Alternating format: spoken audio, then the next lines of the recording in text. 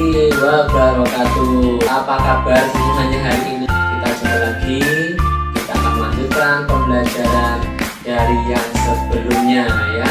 Nanti sebelum kita ikuti, yang belum subscribe, sudah subscribe, yang belum subscribe, kita lagi ya saja ya. Mari kita lanjutkan pembelajaran ini. Let's go. Pembelajaran daring online kelas 5. Tema 1, organ gerak hewan dan manusia. Subtema 2, manusia dan lingkungan. Pembelajaran 5, belajar asik dan menyenangkan meski tanpa harus hadir ke sekolah.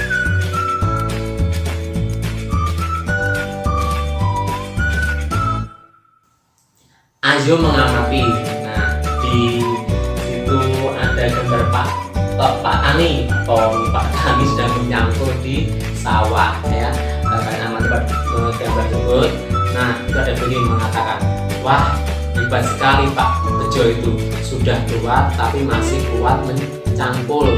Tulang dan otot tangannya pasti masih kuat mengayuh cangkul yang berat. Kakinya pun masih kukuh berdiri dan berjalan di lumpur yang pekat. Uji Beni.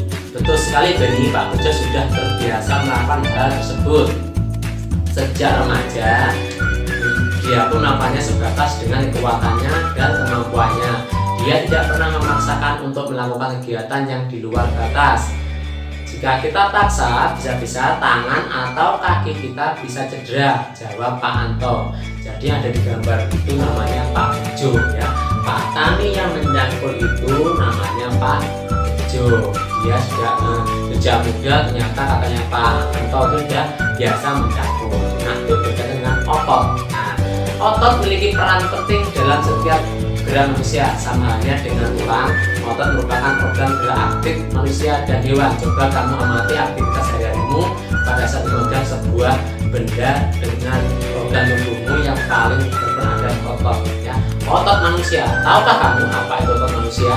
Nah, otot adalah jaringan yang ada dalam tubuh manusia berupa alat gerak aktif yang menggerakkan tulang sehingga menyebabkan suatu organisme atau individu dapat bergerak atau bekerja dengan cara berkontraksi dan berrelaksasi. Berkontraksi itu ngotot, ngoyo, berrelaksasi itu lemes, kendur. Fungsi otot pada manusia pertama menjalankan dan melaksanakan kerja, contohnya berjalan, mengangkat dan memegang. Menggerakkan jantung, ya jantung itu yang mana ada otot. Yang ketiga mengalirkan darah yang berdiri atas zat-zat yaitu nutrisi, oksigen dan lain-lain. Itu adalah 3 fungsi dari otot pada manusia. Lanjut, macam-macam otot manusia. Yang pertama ada otot polos. Kenapa kok polos? Nah, otot polos adalah otot yang bekerja tanpa kesadaran kita yang dipengaruhi oleh sistem saraf tak sadar atau saraf otonom. Otot polos dibentuk oleh sel-sel yang berbentuk gelandong, di mana kedua ujungnya runcing dan mempunyai satu inti sel seperti pipa, tapi ujungnya lancip, ya tajam. Hanya mempunyai satu inti sel saja. Ciri-cirinya di pada gambar tersebut ya, cirinya ada itu waktu kontraksi hanya 3 sampai 180 detik. Bentuk dari otot polos adalah gelandong yang gambar di bawah itu ya, memiliki satu inti sel yang berada di tengah, titik-titik itu ya, titik-titik itu ada intisannya. Terus pergerakannya dari otot polos lambat dan mudah lelah, dipengaruhi oleh saraf otonom. Otot polos biasanya berada pada bagian usus, saluran peredaran darah dan otot di saluran kemih. Tidak diperintah oleh otak atau tidak dipengaruhi oleh otak, bekerja sendiri ya. Ketika di lambung itu meremas-remas makanan, mencerna itu gak ada instruksi, harus dan diproses makanannya, dicerna biar nanti bisa diserap sarinya dan diserap ke tubuh. Secara otomatis itu akan bekerja pada otot lambung itu untuk bekerja meremas-remas si makanan agar bisa hancur, bisa lembut, sari-sarinya dapat diserap oleh tubuh. Jadi tidak ada instruksi tapi bekerja otomatis di bawah sadar kita. Yang kedua ada otot urik. Otot urik adalah otot yang menempel pada rangka tubuh manusia yang digunakan dalam pergerakan. Otot lurik adalah otot yang bekerja di bawah kesadaran. Otot lurik juga dinamakan otot rangka. Mengapa? Karena menempel pada rangka. Dinamakan otot lurik karena adanya sisi gelap dan terang yang berselang-seling. Ya. Kenapa menempel rangka? Masih ingat? Ya. Alat gerak dan macam dua, ada tulang dan rangka. Nah, tulang dan otot. Tulang atau rangka itu adalah alat gerak apa kemarin? Pasif, dan otot ada gerak aktif. Ya. Ciri-ciri otot lurik sekarang pada gambarnya, ya, tulangan. Pada sini ya, di gambarnya. Yang pertama ciri-cirinya adalah bentuk silindris, bunder, garis gelap terang, terletak pada rangka. Bekerja secara sadar dengan perintah otak, terus cepat dan lelah. Bentuk yang panjang dan memiliki banyak inti sel atau multisel, itu artinya banyak. Mempunyai pigmen atau zat warna, ya, mioglobin seperti merah darah. Inti sel itu berada di tepi, ya, pinggir. Nah, apa saya? Kenapa kok tadi saya bilang otot lurik ini menempel pada tulang? Ya, karena dia ada membantu si tulang untuk bergerak. Itu pun kalau bergeraknya itu karena ada instruksi dari saraf otak kita. Contoh, saya mau menggerakkan tangan saya naik ini, turun ini, ya, atau saya mau menggerakkan yang lainnya, itu karena instruksi dari otak, ya.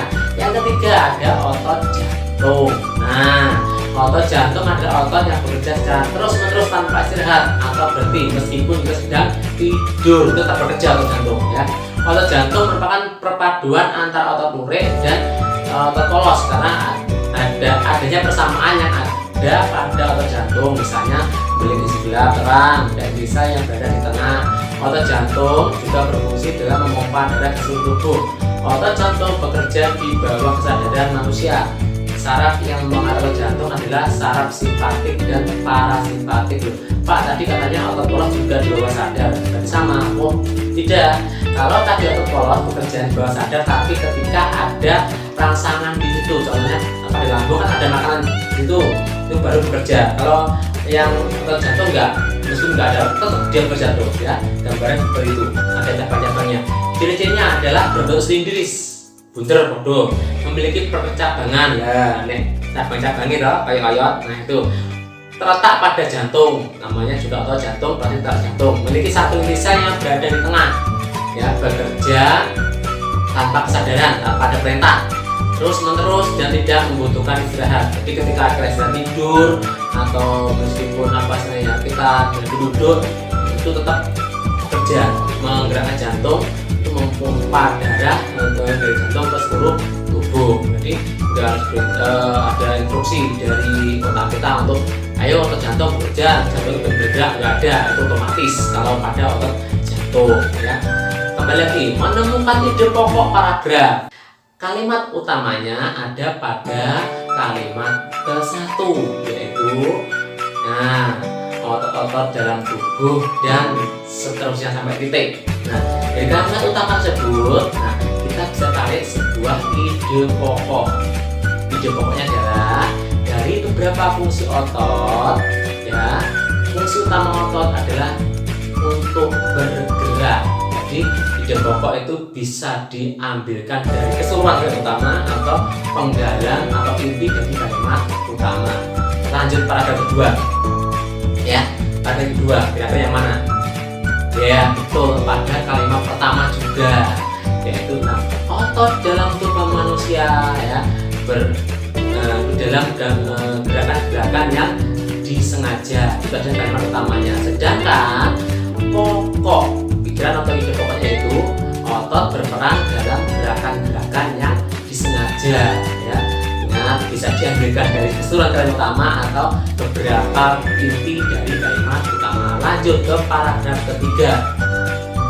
Nah, sama seperti yang sebelumnya, paragraf ketiga itu ada pada kalimat utama, ya, yaitu selain itu otot dalam tubuh manusia juga berperan dalam gerakan manusia yang tidak disengaja. Dari situ kalimat utamanya, maka dapat diambil ide pokok yaitu otot juga berperan dalam gerakan-gerakan yang tidak disengaja. Nah, baru kita masuk pada paragraf keempat. Nah, pada paragraf keempat kita akan menjumpai menjumpai kalimat utamanya mungkin ini berbeda dengan paragraf sebelumnya ya. Kalau kemarin kita di awal, nah ini barulah kita menemukan kalimat utamanya terletak di akhir paragraf. Bagaimana? Nah, di samping otot yang kuat, maka itu ya ada kalimat terakhir ternyata utamanya pada paragraf keempat. Dari situ dapat kita ambil sebuah ide pokok ya. Ide pokoknya adalah otot yang kuat dapat menjaga kesehatan tubuh. Kita pun dapat melakukan berbagai gerakan. Nah, itu pada paragraf keempat. Bagaimana paragraf kelima? Apakah masih sama yang di awal paragraf? Kalimat di awal, nah sama, yaitu kalimat utamanya tak di awal ya. Nah, jadi dari fungsi lain otot, nah makanya dapat ditarik ide pokok. Otot juga berfungsi untuk mempertahankan postur tubuh. Nah itu ide pokok pada apa istilahnya paragraf ke-5. Lanjut paragraf terakhir, paragraf ke-6. Kita harus menemukan kalimat utamanya ya. Kalimat utama adalah otot juga berperan dalam bla bla bla sampai dengan titik. Nah dari situ maka kita bisa mengambil ide pokok, yaitu otot berperan dalam menjaga suhu tubuh secara keseluruhan. Bagaimana? Mudah kan? Lanjut membuat gambar cover atau sampul buku ya. Membuat gambar cover atau sampul buku. Nah, unsur-unsur cover atau sampul buku yang pertama, terdapat judul dengan pemilihan jenis huruf yang menarik dan mencolok. Terdapat kalimat penjelas judul yang singkat dan mudah dipahami. Terdapat nama penulis. Terdapat identitas penerbit, menyertakan gambar yang menarik. Terdapat sinopsis isi buku pada bagian belakang, dan juga terdapat identitas pada punggung buku. Nah, jadi unsur itu harus terpenuhi pada sebuah buku. Saya sebenarnya ada ya contoh bukunya. Ini saya punya bukunya ini ya. Ada judulnya ya, ada kalimat penjelas yang singkat, ini penjelasannya ya. Terus dapat nama penulisnya ya. Nama penulis saya ini ditaruh di sampul yang dalam ini penulis ya. Terus identitas penerbit ya, dan juga gambar menarik, ada sinopsisnya bagian belakang ini sinopsisnya. Nah ini sinopsisnya ya. Terus dapat juga identitas buku pada punggung buku. Nah ada juga belakang ya. Itu adalah sinopsis dari misalnya apa, unsur-unsur cover atau sampul buku. Jadi macam-macam desain dalam buat cover sampul ya, sudah saya jelaskan. Yang pertama dengan latar berwarna putih dan tulisan sederhana. Nah pada contoh itu latar backgroundnya putih ya, tulisan sederhana, tapi itu karena itu pemasaran di luar negeri ya, orang akan menggunakan bahasa Inggris high text high touch. Artinya apa ya? Teknologi tinggi dengan sentuhan tinggi. Nah, itu pada sini tidak ada gambar yang memenuhi halaman, bahkan hanya berisi judul, nama pengarang, dan nama penerbit. Dengan demikian nampak dominan adalah warna putih dan ruang kosong. Ruang kosong ini dimaksudkan sebagai ruang yang lega agar mata tidak sesak terpenuhi oleh gambar. Berarti fokus pada judulnya. Yang kedua, desain penuh warna dan gambar. Nah, bisa warna-warni ya, entah itu berupa desain manual atau berupa foto, tapi itu ada gambarnya dan warnanya itu rame. Contohnya ada pada buku yang berwarna tersebut ya, teori ekonomi mikro. Pada jenis ini bagian dominan adalah gambar, ilustrasi, dan judul. Nah itu juga dihasilkan permainan warna yang mencolok dan bervariasi. Kalau lihat itu ada warna biru, kuning, merah, putih, coklat, dan sebagainya ya. Rame sekali warnanya. Itu desain penuh warna dan gambar.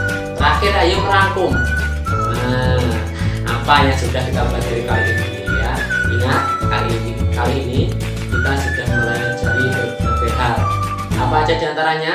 Ya, kalau kalian masih ingat, kita sudah pelajari tentang macam-macam otot dan beberapa fungsi dari otot. Di awal tadi ada 3, saya masih ingat, masih ada 3 ya.